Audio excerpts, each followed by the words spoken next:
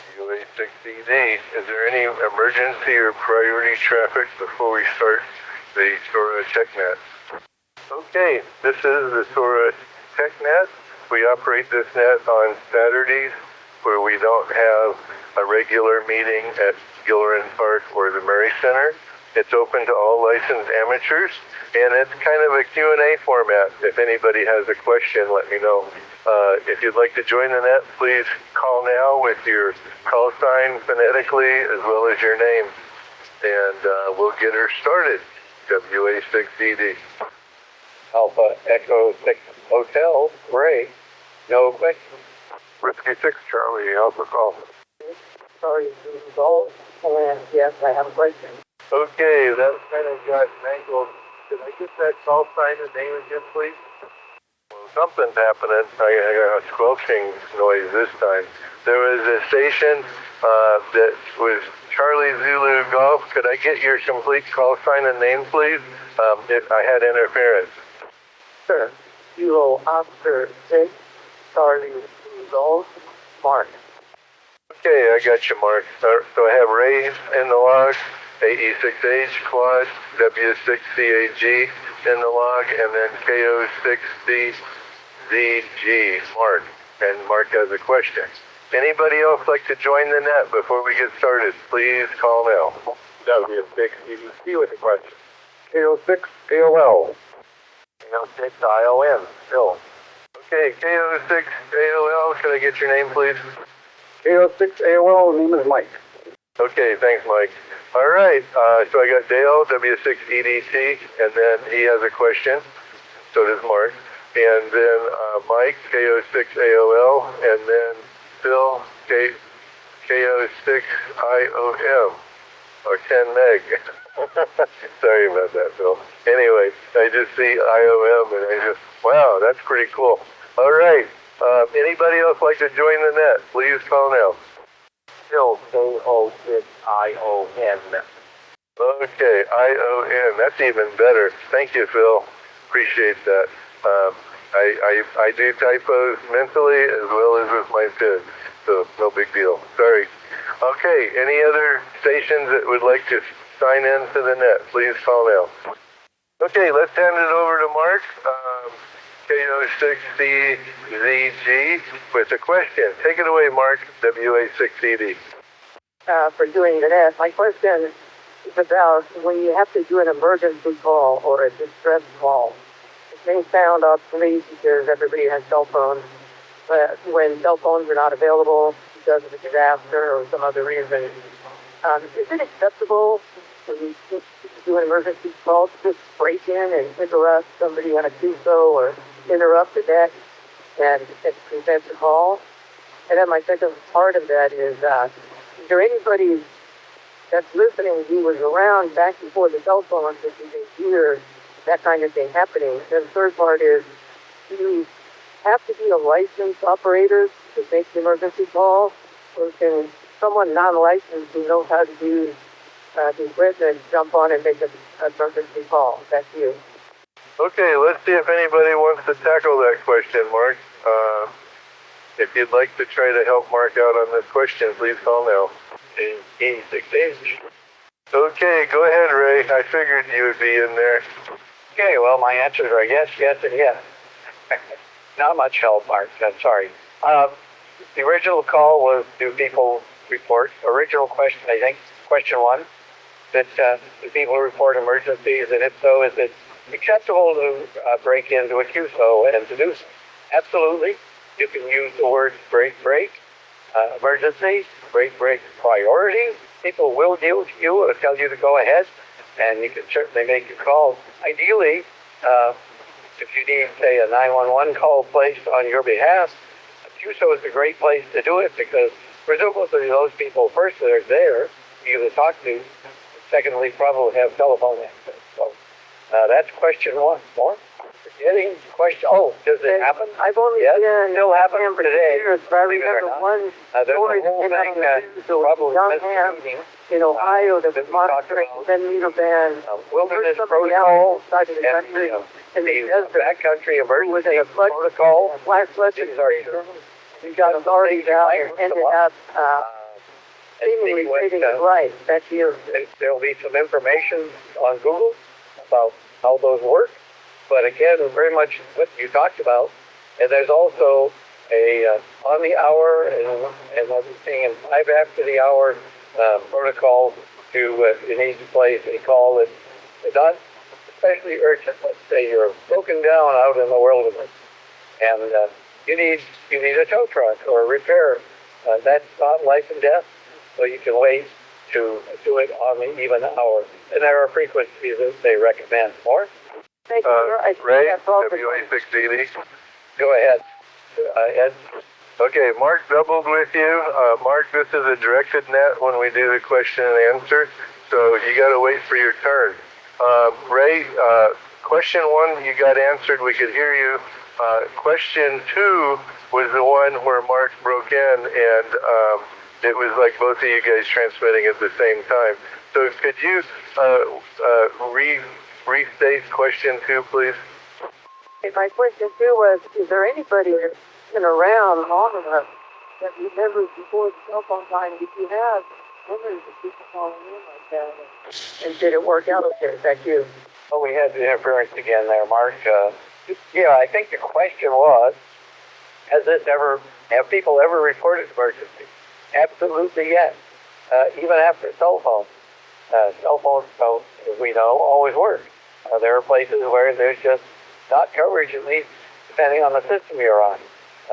Some systems have better coverage than others.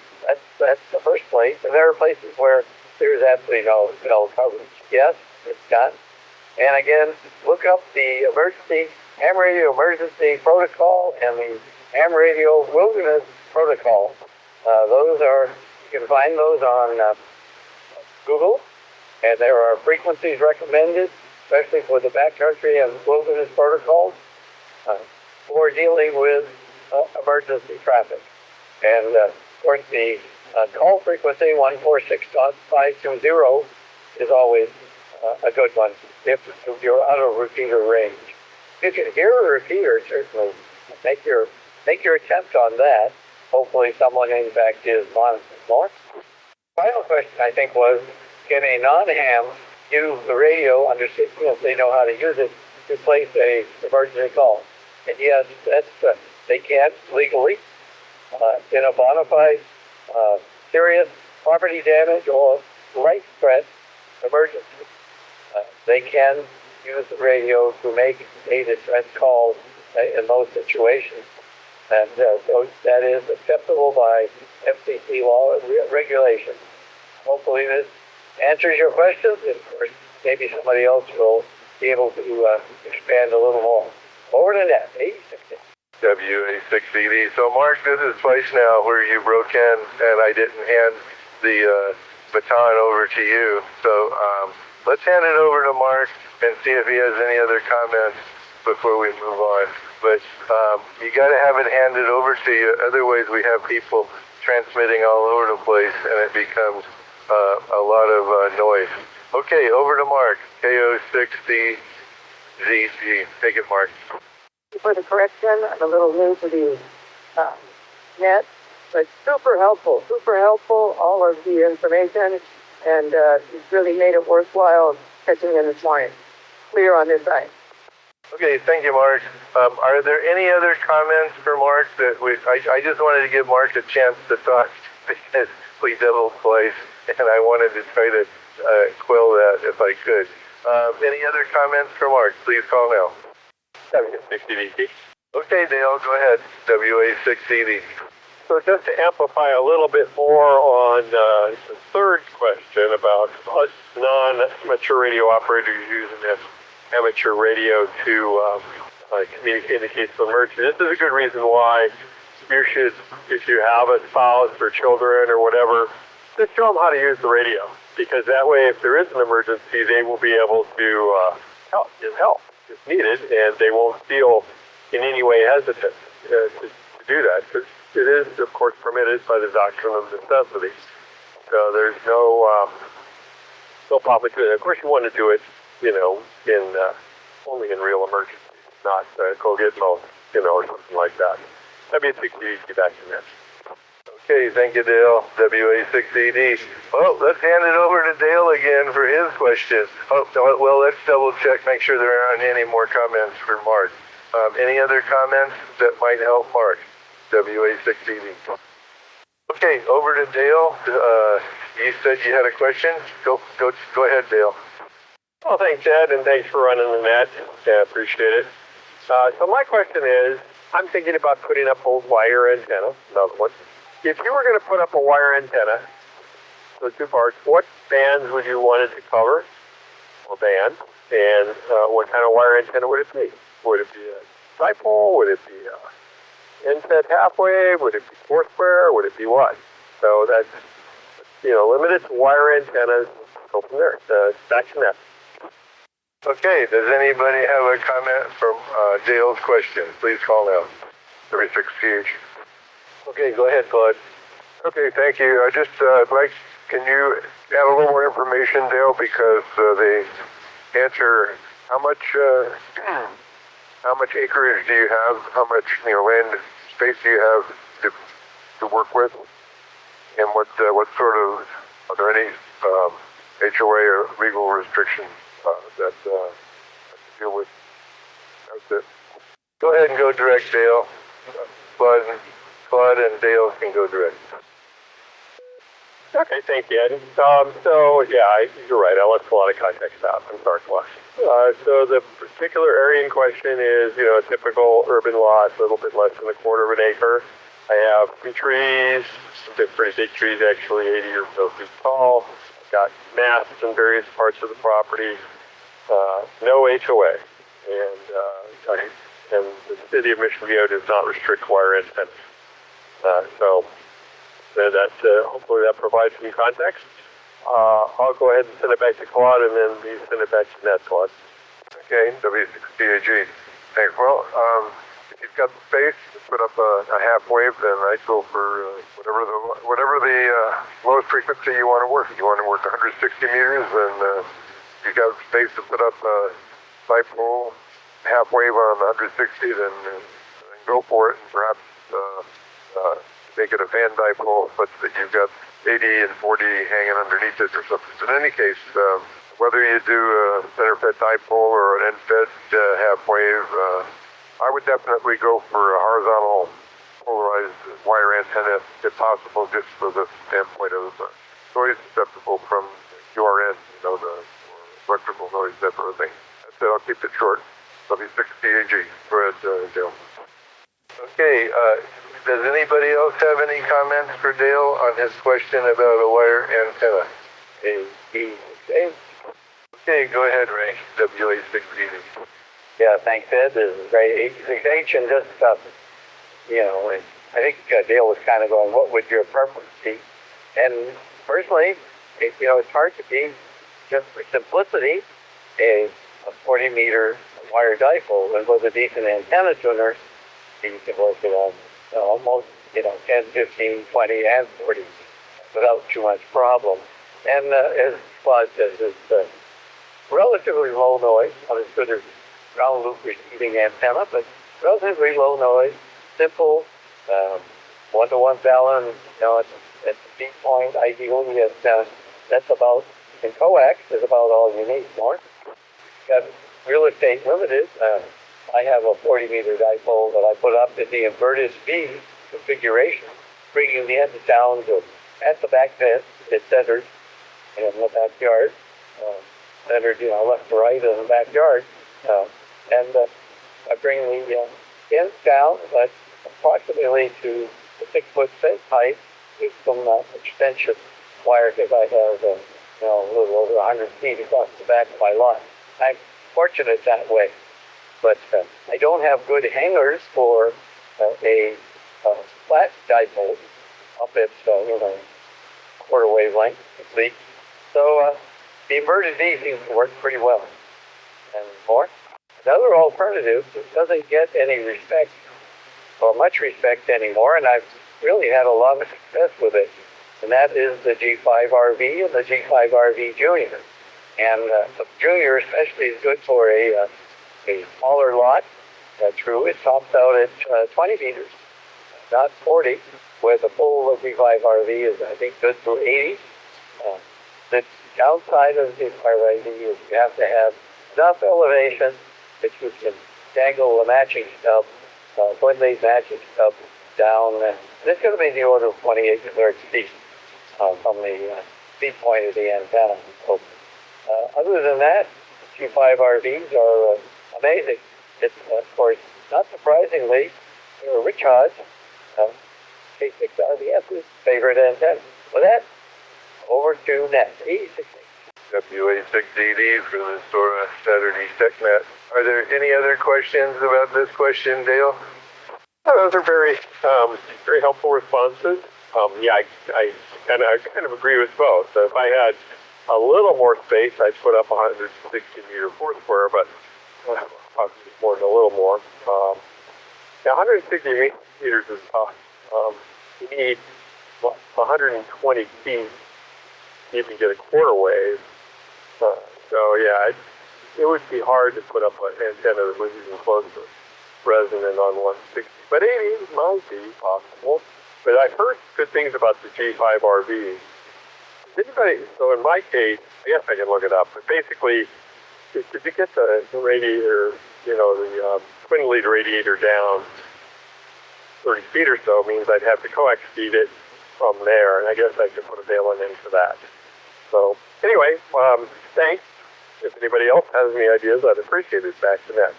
Okay, well, let's see if anybody wants to join the net, and then we'll do another round on Dale's question. I have a couple of comments as well. If anybody would like to join the SOARA Saturday TechNet, please call now. Okay, I was hoping that was the case. I don't like it when people have to wait too long to join the net. Yeah, I started out with a Cobra Junior, and when that works, I believe 10 through 40, and it's I guess what do they call that? A folded dipole, but that antenna works quite well for me for quite a while. And then I actually have a brand new Cobra Junior that I haven't deployed, and I was thinking of deploying it on the fence, and it kind of worked okay when it was just on the fence, and I didn't have it on poles or like an inverted G or something. But the reason I quit using it is interference with my devices in the house. That's the other danger. Where we live, the house is a significant part of the property. So if you're going to run it over the roof or something, you might want to think about the interference issue as well. And over the years, I just keep adding ferrites to things that act up, even with the vertical. But that's why I favor the vertical, is because of interference with light and modem hanging up or locking up, all kinds of crazy stuff. Okay, over to Dale. Any other final comments? And then I'll ask for any other comments on your question. Well, thanks, Ed. Yeah, good point about interference. Yeah, I mean, I've got a fair amount of flexibility here. I don't really see a lot of interference. Right now I have a dipole, which is, up maybe 30 feet or so, roughly 40 meters, but center fed and tuned with a remote schooner. But if I run power on my vertical, I don't get much interference. Like at this point.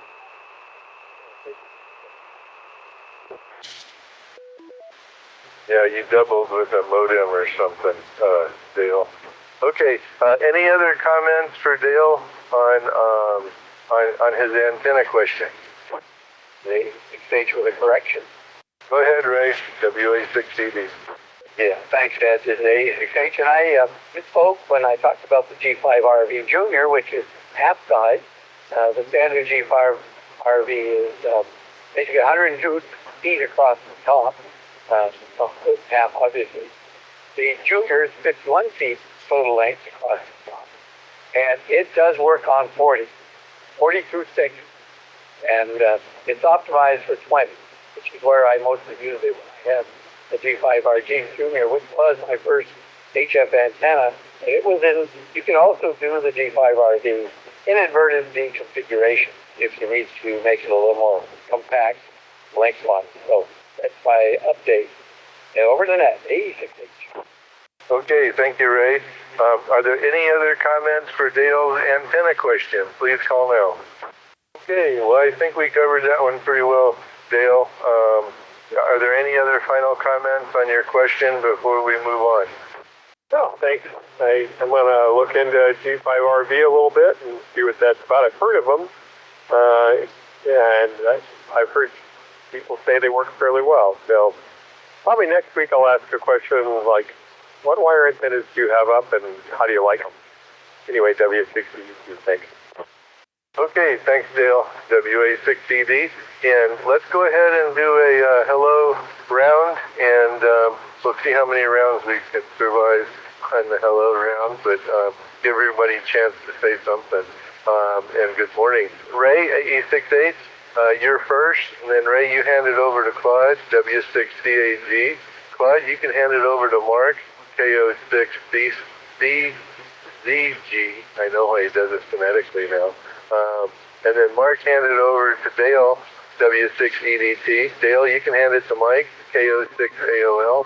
And Mike, you can hand it over to Phil, KO6ION. Take it away, Ray, WA6ED. Thanks, Ed. Good morning to everybody. Don't have anything else to add. Looks like it's going to be a decent day. Got an antenna project. Probably a good day to do it. Not too hot. Anyway, and with that, over to Whiskey 6, Charlie Alpha Golf. This is 866. Okay, W6CAG here. Thank you, Ray. At the interference that was coming in on the 645 system, whatever that noise was, sounded like intermod or something, because there was actually some repeater call sign that I didn't copy that was buried down in the noise. I don't think it was. It wasn't the ID for the 645 meter. I guess I want to kick it over to Mark, and Mark was one of his transmissions that redoubled with Ray. I think Mark was giving some context into the question, why he asked the question, some experience or some event that sparked the question, and I was kind of curious, Mark, if you wouldn't mind repeating that, I'd be interested in hearing that. Over to you, W6CAG. You know, after kids started being golf. To me, what I was relating was, I've been a ham for just about 2 years, but about a year back, there was a young man monitoring the 10-meter band in Ohio. And we heard somebody out in this part of the country, out in the desert, who had a flash flood situation, and he was able to call and dispatch emergency services to him, and it seemed like he saved the guy's life. And so, since we're living in tumultuous times, both weather and other reasons, after disasters, that's what made me want to get a little bit more background on it. But that's all I have. I send it back to Dale. Well, thanks, Mark. And I can remember hearing that story. I remember hearing a similar cross-country story the other direction. Somebody off the East Coast was in distress in a boat, I guess. And they made a call, and somebody in the Midwest or inland part of the country anyway picked them up, which was actually, considering the distance and everything, a little bit surprising, but nonetheless they picked them up and made a relay back to somebody local in that area, I think by phone, and they were able to rescue the people on the boat. So yeah, it happens, and probably more often than we hear about, for sure. It would certainly be it'd be nice to have a column in QFT, even though can't get it anymore, but saying rescues made facilitated by amateur radio operators. Similar sort of thing to the National Rifle Association does similar sort of thing for home defense. Anyway, that would be a good column. That would be the WRO to pick up on that. But anyway, let's see. I have lots of different ideas for antennas, and I've put them up and tried to play with them a little bit, and have been, mostly, they didn't work as well as I expected them to, so they came back down. And I'm just looking for other ideas.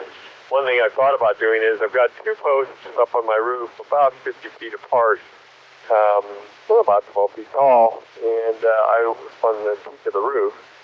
So I was thinking about just stringing the fan dipole between them for 20, 10, maybe 12, although I don't know if it really matters to have an individual element of 12 and 17. 12 and 10. Anyway, so thanks everybody for the ideas. And with that, I'll pass it to Mike. KO6, AOL, W6, Good morning. Morning, everybody. Mike, KO6 AOL. Yeah, just want to say thanks to Ed for running the net, and also just mentioning this week ago Monday, really enjoyed the Mesh Core presentations with the SOARA group there at the Mission Viejo Center. So I ended up picking up a node. I mean, they're less than $50 and have been having a lot of fun with it. It's working really well. I assumed it was more experimental at this point, but the iPhone app is pretty solid. The node has worked well. I've been communicating up and down the coast. It's pretty impressive. So if you're interested, give it a shot. I will pass it on to Phil, KO6 ION. Mike, KO6 AOL. Phil, KO6 ION. Sitting here at the Open Access Day at Augustine, my grant conservancy park Open Access Day. Beautiful day, water get out there. Cool, great hiking down. Phil, are you still there? You were doubled with some noise source, I think, on the 2-meter repeater that Claude was alluding to. So, have you finished? Yes, I am. Okay, thank you, Phil. This is WA680 for the SOARA Saturday TechNet. Let's see if there's any late check-ins. If you'd like to check into this net, please call now. Whiskey 6 Delta Sierra. I've been reading the mail for about the last 5 minutes. And thank you, Ed, for running the net. W6CS.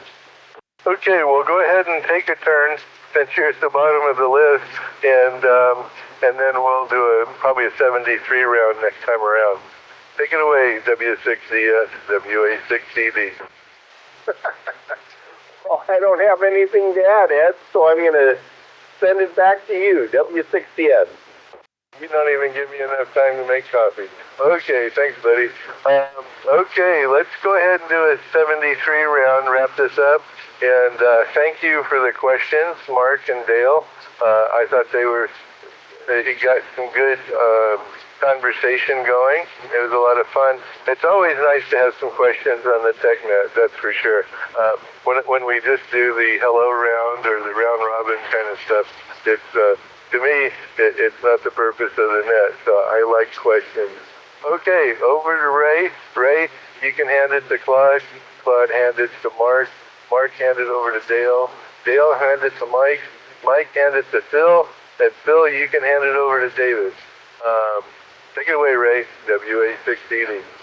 Well, thanks again, Ed, Ray, 86H, and I think perhaps the interference we're hearing, because of the courtesy tone we hear at the end of it, seems to be coming in on our 224640 up on Santiago, and it's probably one of the co-channel repeaters on 224640, and band conditions, at least on that band, on the 220 band, are probably better than usual today, so it's with a giant tower up on top of a giant mountain, it can pick up some stuff from pretty long distance. So, yeah, I suspect that's where these occurrences are coming from.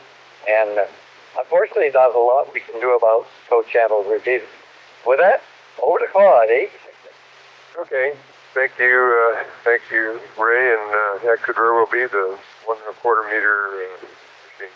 That's been interesting, and Mark, thanks for the context there and the story. That's to hear stories like that makes you feel like ham radio makes a contribution. When it counts. Ed, you had said this was a 73 round, so I'll go ahead and wish everybody a great weekend and week ahead. We'll do it again next week, I suppose. Thanks, Ed, for running the show here, and I'll go ahead and listen out all the way around. So over to Mark. K06CZG. W6CAG, beg your pardon. Good, Mark Silvery. They started to go apart, further into 73, and you might have a wonderful day there. Could I get a call sign out of you, Mark, before you hand it over to Dale? WA6ED. Kilo Oscar Smith starting to resolve, and over to Dale. Thanks, Mark. Sounds like it's set up in a park. So good luck there. Anyway, 73, everybody. Just let, I think it was Mike know, we put a mesh core node up on top of the Temple Hill facility, and it's up and running. And we'll be publicizing a SOARA channel fairly soon, SOARA private channel, so people with mesh devices that want to play with them can do it into a channel that other SOARA members can see if they have an equivalent or an appropriate piece of gear. And it is a lot of fun, and it seems to be a good backup communication mechanism, especially in cases of emergency, and doesn't require a license. So that means family members can use it. So with that, I will pass it on to KO6 KOL, Mike, W6DDT 73 all. Mike, KO6 AOL. Yeah, I'll be short. 73, have a great weekend, everybody. KO6 AOL. Okay, let's hand it over to Phil. Take it away, Phil, WA6ED. Phil here, KO6 IOM. Still enjoying a beautiful day at August 2. If you want to join us for an open access day, park's open till 2 o'clock. It's nice and pleasant out here. Spring's popping out. Thank you, Ken, for running the net. Phil, Diane, 73 and out. Okay, and W6TS bringing up the tail end of the net. Interesting to know that we've got a mesh static net on the net. I'll have to check that out. I just had mine complaining about running low on batteries, so we'll charge them up and check out the new channel when that information gets published. I'll assume that's coming through the email then. And with that, 7-3, everybody have a great weekend and a great week. Back to net control, W6CS. Okay, well, thank you, David, and thanks to everybody for participating in the net. It was a pretty good one. Good questions this time. I always like that. Yeah, that other interference, that was a bit strange. At first, I thought it might have been radar, but apparently it wasn't. Okay, well, let's go ahead and say 73. This net's now closed, and everybody have a wonderful weekend. WA6ED. Well, the net's closed, and WA6ED is clear.